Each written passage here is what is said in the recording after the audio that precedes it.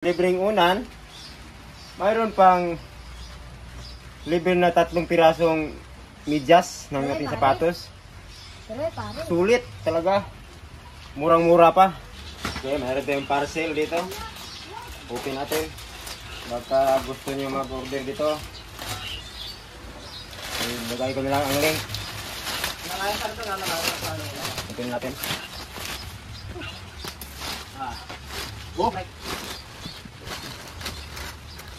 Okay.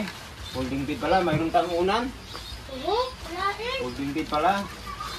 So, baka kung gusto niyo mag-order, ilagay natin yung link. Okay. Habang tayo magtrabaho ng motor, pwede na natin itabi natin matulog. Yung makina, pag gising natin, trabaho na naman. Pag nag-overtime tayo, mayroon ng pahigaan, folding bed. Okay.